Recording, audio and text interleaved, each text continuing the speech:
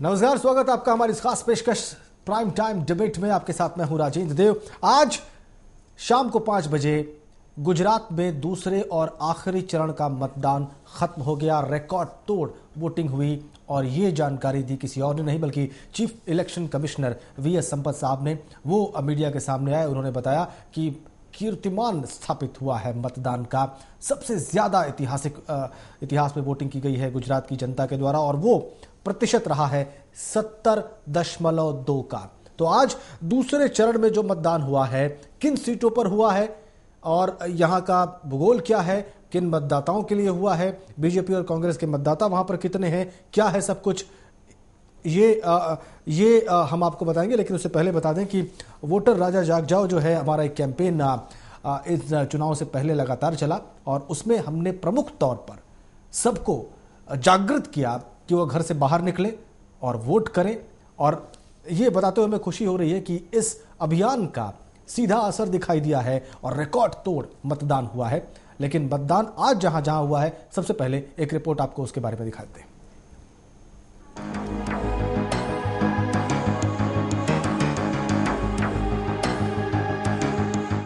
गुजरात की कुल 182 विधानसभा सीटों में से 87 सीटों पर 13 दिसंबर को मतदान हो चुका है। दूसरे चरण में 12 जिलों की 95 सीटों के लिए 17 दिसंबर को वोट डाले जाएंगे, जिसमें अहमदाबाद की 17, गांधीनगर की 5, आणंद की 7, खेड़ा की 7, पंचमहल की 7, दाहोद की 6, बड़ोदरा की 13, बनारा कांठा की 9, पाटन की 4, मेहसाणा की 7, सांबर कांठा की 7 और कच्छ की 6 सीटें शामिल है। इन 95 सीटों पर भाजपा के 95, कांग्रेस के 92, गुजरात परिवर्तन पार्टी के 84, बीएसपी के 84 और अन्य के 181 उम्मीदवारों की प्रतिष्ठा दांव पर लगी है। दूसरे चरण में प्रमुख उम्मीदवारों में मणिनगर सीट से नरेंद्र मोदी और श्वेता भट्ट आमने सामने हैं, तो सिद्धपुर से बीजेपी के कन्हूभाई डाभी और कांग्रेस के शंकर सिंह बाघेला आमने सामने हैं। वहीं सीधपुर की एक दूसरी सीट से भाजपा के जय नारायण व्यास का मुकाबला कांग्रेस के बलवंत सिंह राजपूत से होगा। घाटलोदिया सीट में भी तनाव कम नहीं है।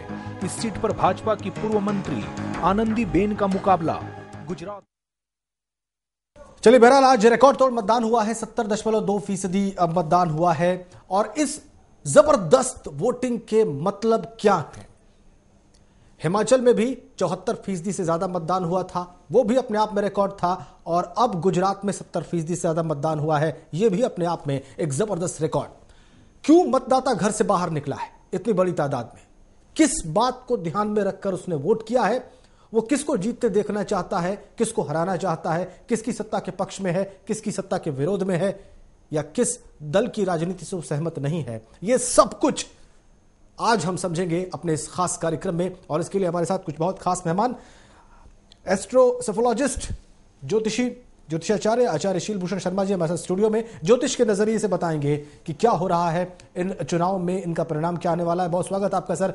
और इसके अलावा राजनीतिक विश्लेषक डॉक्टर एच.के. सिंह अपना एक्सपर्ट कमेंट यहां पे देंगे। वो बताएंगे कि उनकी नजर में अलग अलग पार्टियों की स्थिति क्या है। हमारे साथ होंगे विनोद जोशी जी, जिन्होंने हमारे लिए सर्वे किया है और हमारे साथ रहे। एक ज्वाइंट सर्वे रहा है सुदर्शन न्यूज का इनके प्रबोधन ग्रुप के साथ, और इनका सर्वे क्या कहता है, हमारा सर्वे क्या कहता है, ये भी हम आपको आंकड़ों के जरिए समझाएंगे कि बीजेपी और कांग्रेस की स्थिति 20 दिसंबर को क्या निकल कर सामने आने वाली है, इस पर भी हम बात करेंगे। और गुजरात में हालात थे क्या इन पूरे चुनाव के दौरान, कैंपेन के दौरान मुद्दे क्या थे, किस पार्टी ने कहा क्या, ये सब कुछ बताने के लिए बालाजी मिश्रा हमारे संवाददाता इस वक्त स्टूडियो में। आपका भी बालाजी बहुत स्वागत। बड़ा परिश्रम किया आपने, इसलिए आपकी राय भी यहाँ जाननी बहुत जरूरी। सबसे पहले हम ये देख लेते हैं कि हमारे और प्रबोधन ग्रुप के ज्वाइंट सर्वे के हिसाब से सीटों की स्थिति किस पार्टी के लिए क्या होने वाली है 20 दिसंबर को। ये आपकी स्क्रीन पर सौराष्ट्र में बीजेपी को 30 सीटें मिल रही हैं, उत्तर गुजरात में 37 मिल रही हैं, मध्य गुजरात में 31 मिल रही हैं, दक्षिण गुजरात में 24 मिल रही हैं, यानी कि कुल मिलाकर 122 सीटें हासिल हो रही हैं बीजेपी को 20 दिसंबर को जो चुनाव परिणाम आएंगे। ये हमारा सर्वे बता रहा है प्रबोधन रिसर्च ग्रुप के साथ।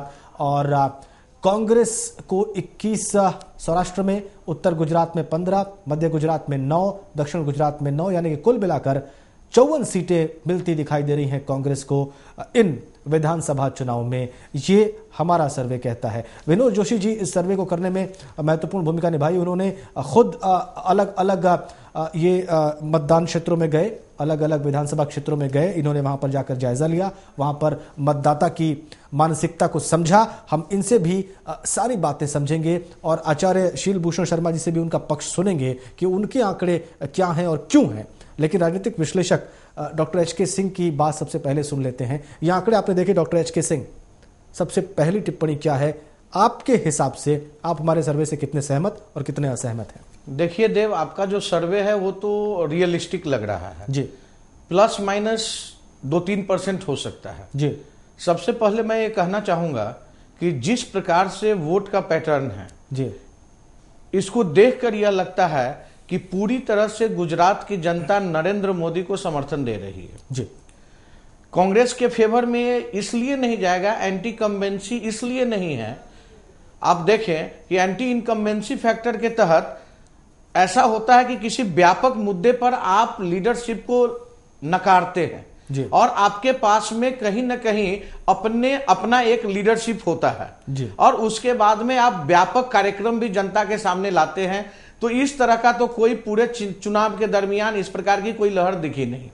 अब यह हम कह सकते हैं कि 2-3% वोट का जो नुकसान केशुभाई पटेल और अन्य के द्वारा हो सकता है, कई दल इसमें कूदे हैं इस चुनाव में, तो 3-4% अगर वोट का कोई नुकसान भी कहीं दिखता है तो जिस प्रकार से वोट का पैटर्न आया है, जिस प्रकार से वोटिंग हुई है, 70% से अधिक वोटिंग हुआ है, तो यह हवा पूरी तरह से यह लहर नरेंद्र मोदी जी के पक्ष में है। एक दूसरी बात मैं कहना चाहूंगा कि यह नरेंद्र मोदी को मुख्यमंत्री बनाने के लिए चुनाव में नहीं देख रहा। इस प्रकार से व्यापक जोश जो गुजरात के जनता में दिख रहा है वह कहीं ना कहीं नरेंद्र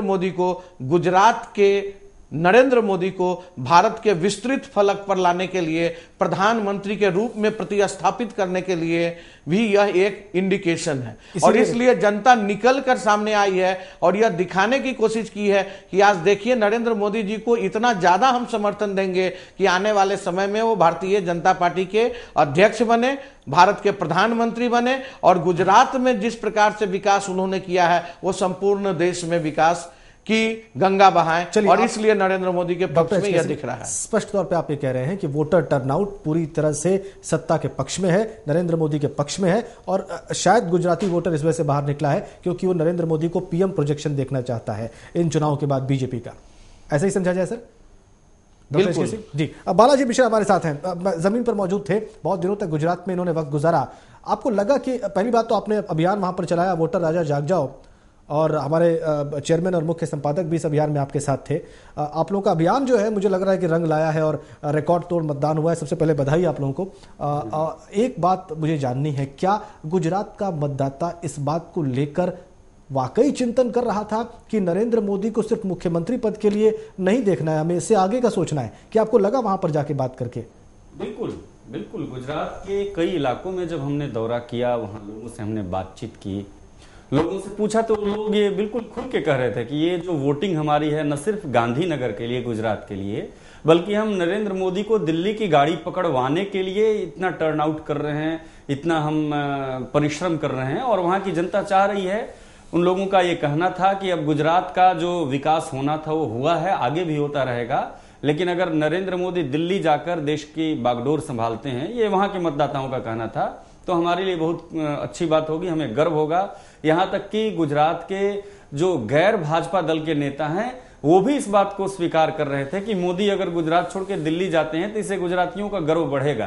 तो कहीं ना कहीं आप इसको इस बात को लेकर जोड़ सकते हैं कि गुजरात की जनता नरेंद्र मोदी को इस चुनाव में न सिर्फ गुजरात के मुख्यमंत्री के तौर पे वोट करने जा रही है या किया है उसने, बल्कि वो ये भी चाहती है कि नरेंद्र मोदी देश की बागडोर भी संभालें, जिससे इनकार नहीं किया जा सकता। चलिए, ये वहां का मतदाता ऐसा चिंतन कर रहा था, ये बहुत महत्वपूर्ण बात है। आचार्य शीलभूषण शर्मा जी भी कुछ आंकड़े लेकर यहाँ पे प्रस्तुत हैं और